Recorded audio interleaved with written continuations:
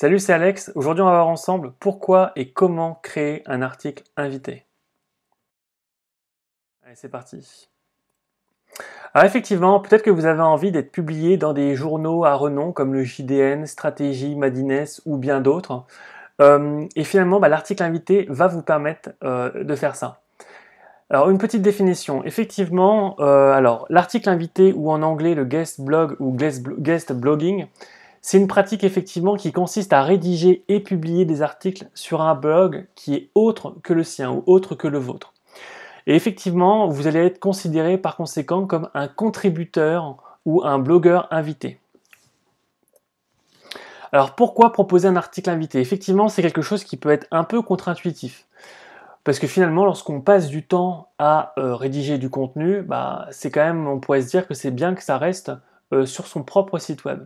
Et pour autant, ça a plusieurs avantages. Notamment, ça va vous permettre d'augmenter votre visibilité à un coût, entre guillemets, qui va être limité. Alors, ça ne va pas être un coût financier parce qu'effectivement, ça nécessite aucun apport financier. C'est 0 € d'investissement. Par contre, c'est un investissement en temps. Okay, et bien évidemment, le temps, c'est quelque chose qui est extrêmement important également. L'article invité, c'est l'avantage, c'est que c'est vraiment accessible à tous.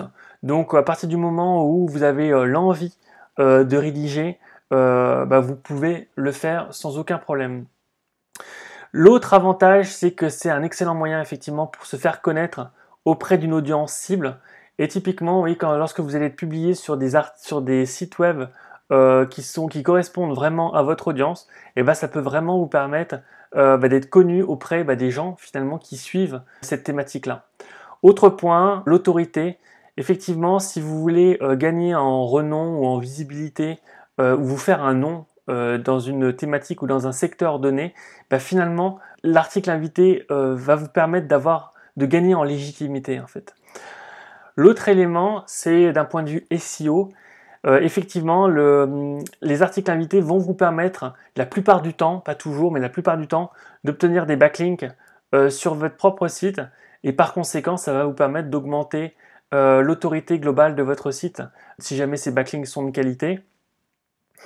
Et enfin, si les sites web sur lesquels vous avez l'occasion de faire des guest blogs sont influents ou ont déjà beaucoup de visibilité, ça peut vous permettre effectivement de gagner, d'obtenir beaucoup de trafic de qualité. Donc maintenant, on va voir ensemble quelles sont les démarches effectivement pour proposer un article invité. Alors tout d'abord, moi ce que je vous recommande, c'est de définir vos objectifs. Effectivement, en fonction de ces objectifs, finalement, on ne va pas forcément targeter ou cibler le même type de blog.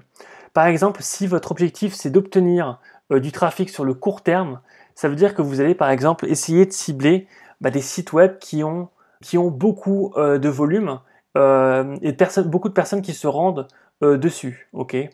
Par contre, si vous êtes plutôt, vous avez pour objectif un référencement naturel de qualité, augmenter votre visibilité, notamment grâce au SEO, et finalement, l'objectif, c'est de cibler un site qui aura une autorité, donc un domain authority extrêmement élevé, et par conséquent, finalement, le backlink que vous allez obtenir sur ce site-là, finalement, ça va permettre de crédibiliser également votre site.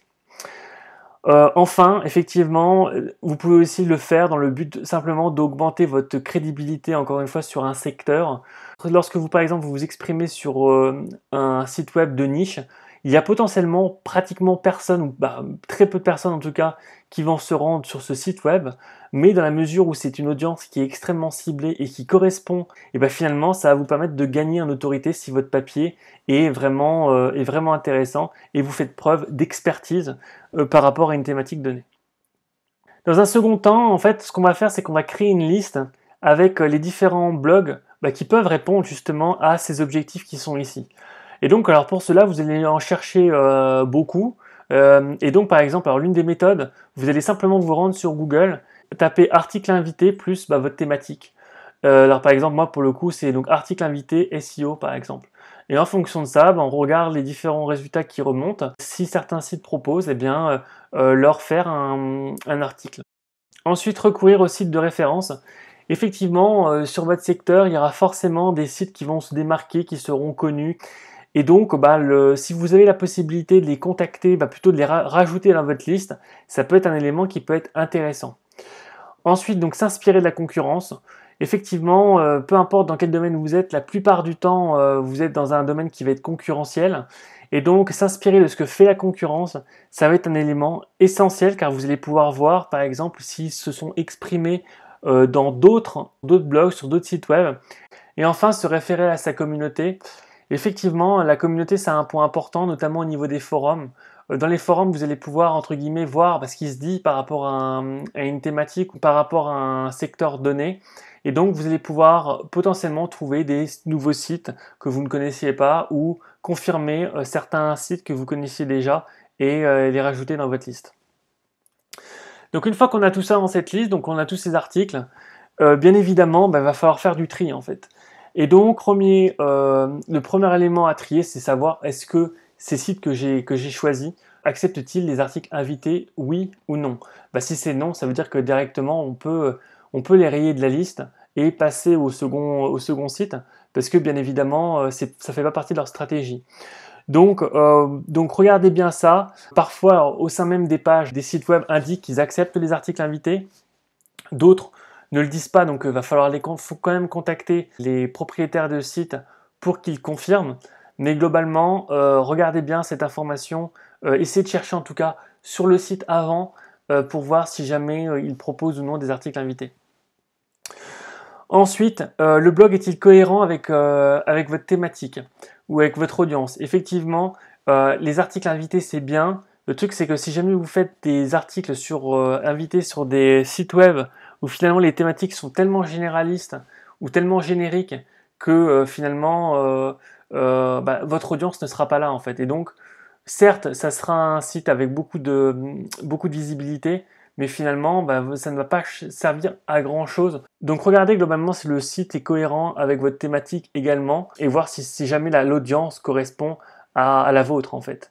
Donc l'objectif, c'est vraiment d'éviter de perdre du temps potentiellement à écrire des articles, histoire d'écrire des articles pour écrire des articles, mais vraiment de se concentrer sur l'écriture d'articles invités qui vont vraiment vous permettre d'avoir un retour sur investissement.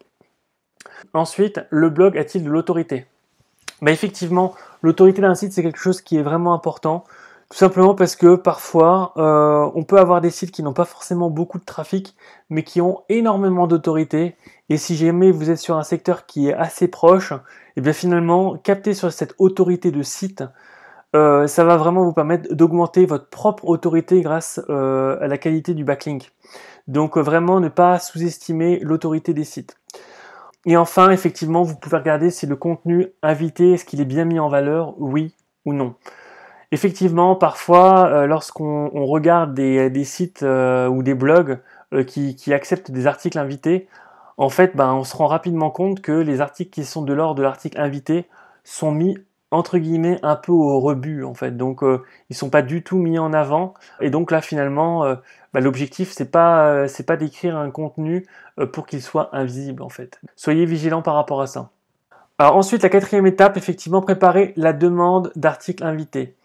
Alors l'objectif, il est assez simple en fait, c'est de vraiment bien comprendre le terrain sur lequel vous allez essayer de rentrer, hein. Donc connaître le blog. Donc par exemple, vous pouvez regarder les articles, les anciens articles qui ont été publiés. Est-ce que ça correspond à votre thématique? Est-ce que ça correspond à ce que vous souhaitez faire ou non?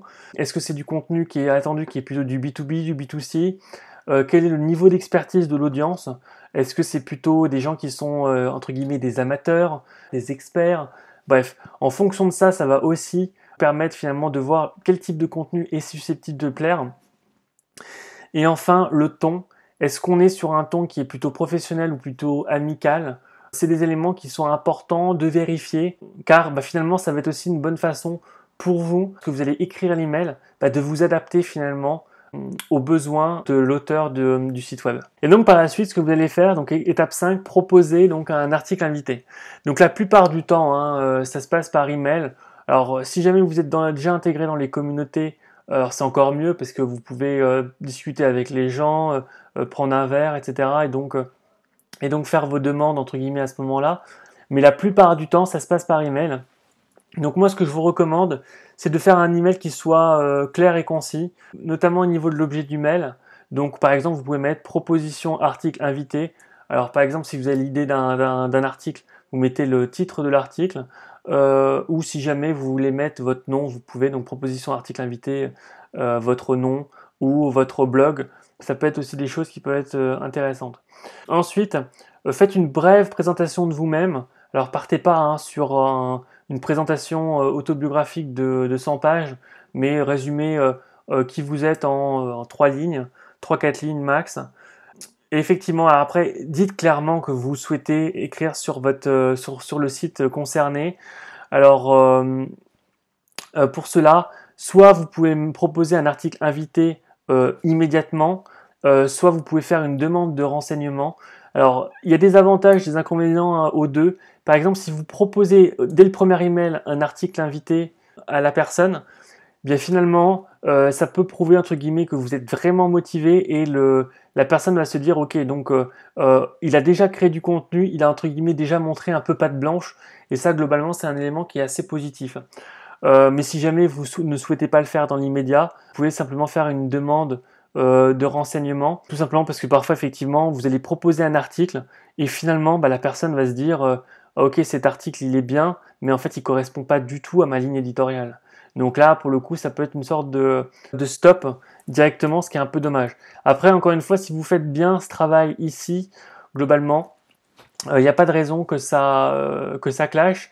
Après, vous attendez pas non plus à ce que lorsque vous créez un article invité, qu'il soit parfait dès le départ, parce que je vais avoir l'occasion de le montrer par la suite, mais forcément il y aura une ligne éditoriale et les propriétaires de sites voudront que vous suiviez cette ligne éditoriale absolument. Enfin, donc dans la dernière partie de l'email, démontrez votre expertise. Alors par exemple, si vous vous adressez à des blogueurs par exemple, donc si vous avez vous-même un blog, clairement c'est un élément qui est positif. Si vous avez déjà eu l'occasion d'écrire d'autres articles invités, mettez-le aussi. Comme ça les gens pourront se projeter, se dire ah bah tiens, c'est vrai que c'était un bon article, j'aimerais bien avoir des articles similaires sur mon propre site. Si vous avez des social media, notamment si vous avez Facebook, etc., ou une page pour votre blog, mettez-les. Et enfin, si vous avez une chaîne YouTube, n'hésitez pas.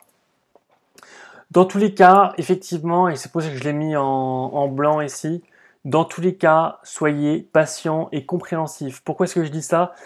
Tout simplement parce qu'en fait, on se retrouve parfois dans une situation où certains blogueurs, notamment sur des sites qui sont assez importants, qui ont déjà beaucoup de visibilité, ils sont entre guillemets harcelés et reçoivent sans arrêt des emails de personnes qui leur demandent d'écrire des articles invités pour eux.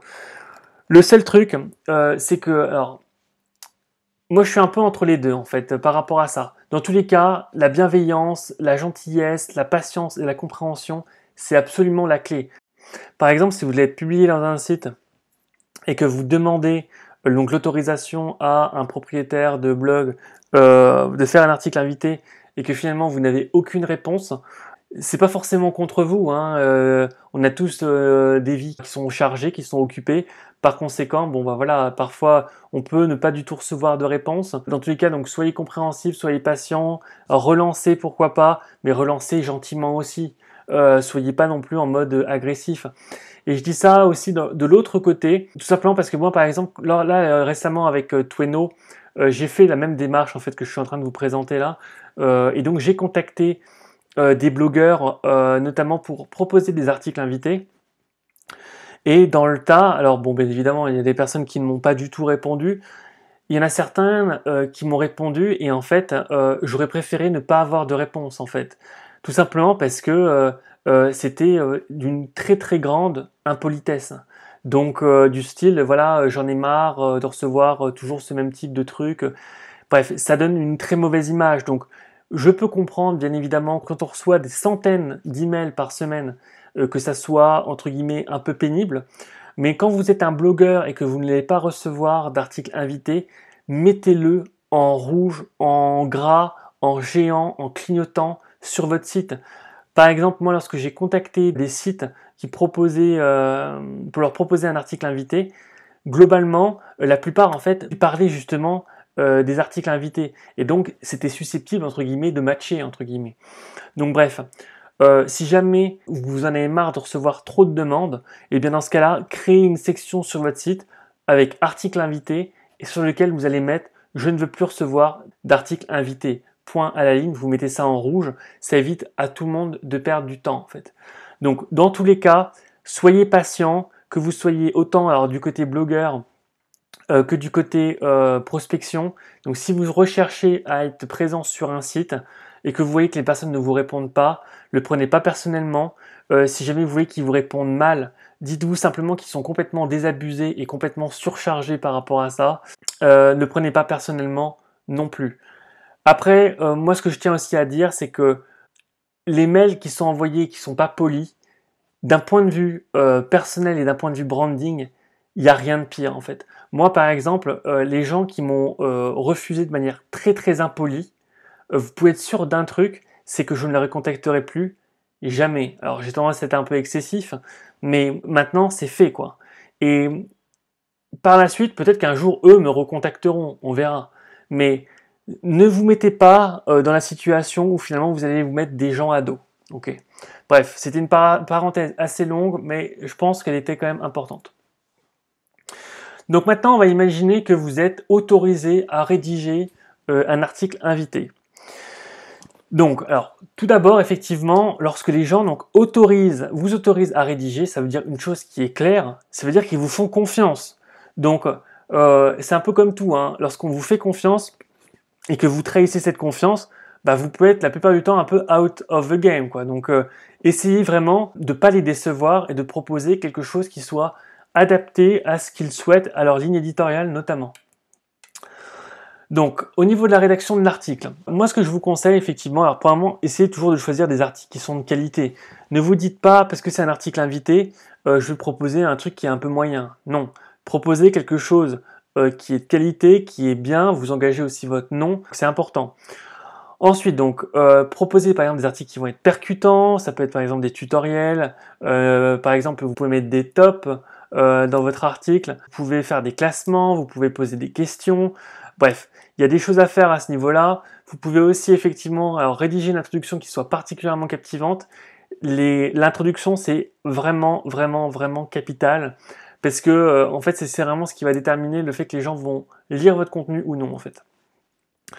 Ensuite, alors créer un contenu qui va avoir donc des titres et des sous-titres, et enfin proposer une conclusion qui invite à l'action.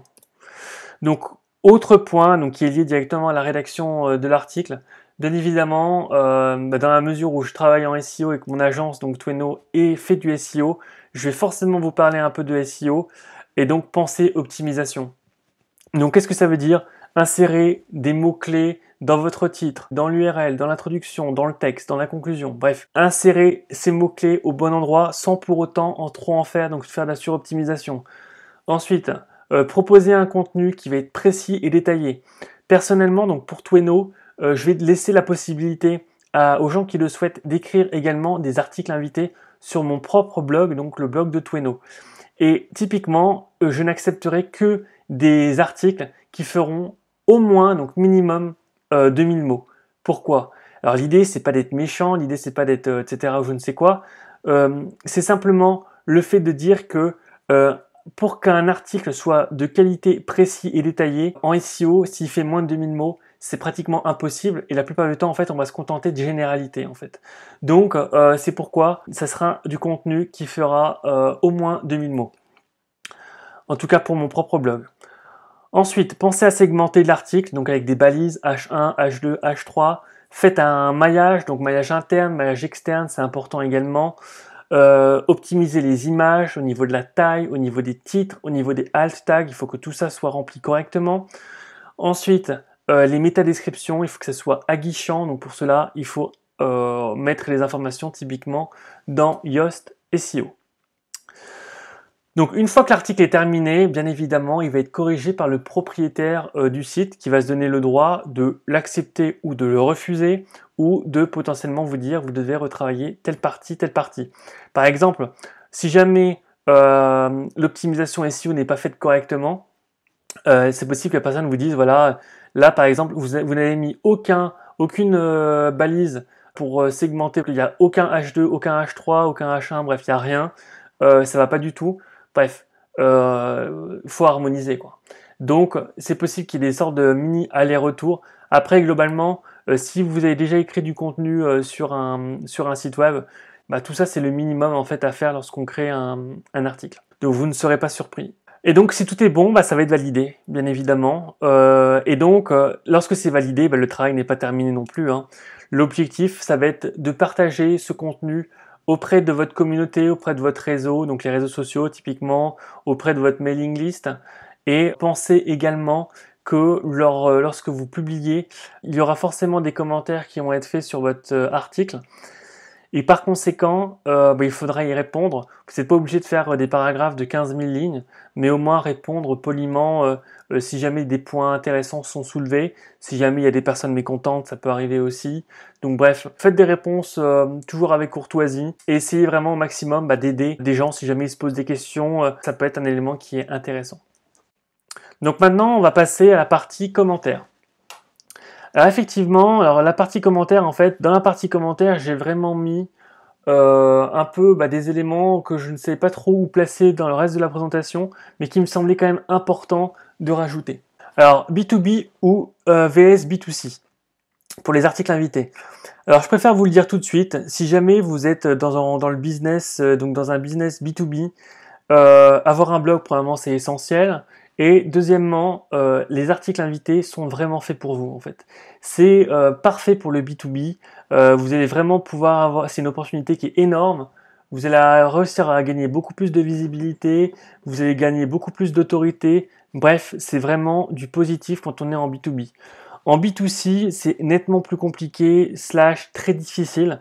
Et parfois, en fait, faire des articles invités, finalement, ça nécessite un effort tellement important pour trouver les bons sites, réussir à convaincre les propriétaires de sites web, et enfin, proposer un article.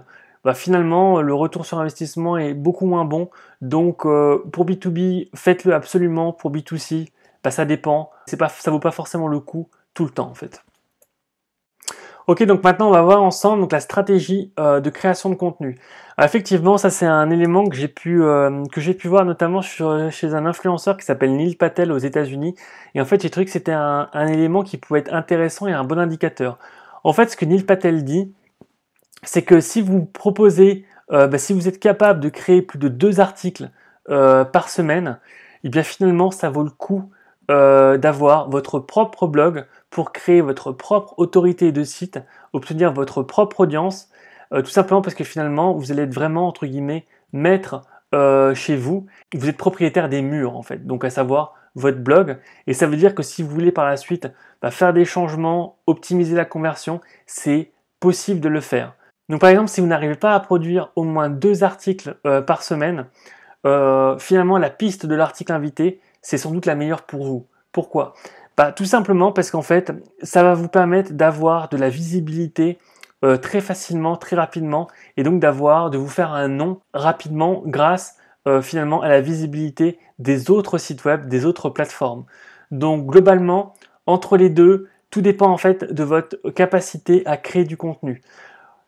Donc effectivement, créer une audience, c'est quelque chose qui est vraiment compliqué, ça prend du temps, il va falloir créer du contenu de qualité, avec consistance, donc globalement, c'est quelque chose qui est extrêmement difficile.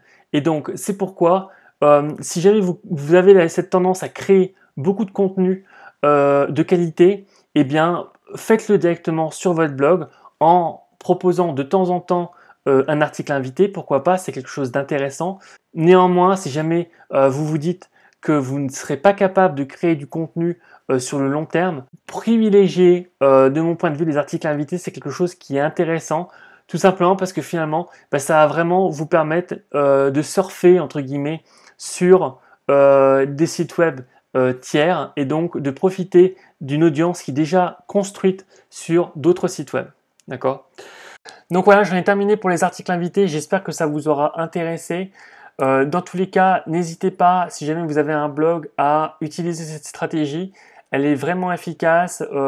Finalement, elle coûte un investissement tout relatif, à savoir vous allez investir du temps mais pas d'argent, donc ça peut être bien, notamment si vous êtes au tout début de votre expérience entrepreneuriale et que vous n'avez pas forcément beaucoup d'argent à investir. Ça va vous permettre d'augmenter votre nombre de backlinks, augmenter votre autorité, votre nom sur une problématique.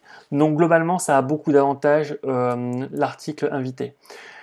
Enfin, et pour conclure totalement, je tiens aussi à vous dire que Tweno, donc mon agence SEO, je propose également sur mon site des articles invités. Donc si jamais vous êtes intéressé pour rédiger du contenu, vous pouvez le faire. Bien évidemment, comme j'ai eu l'occasion de vous le dire dans cette vidéo, j'ai aussi une ligne éditoriale, disons, assez précise.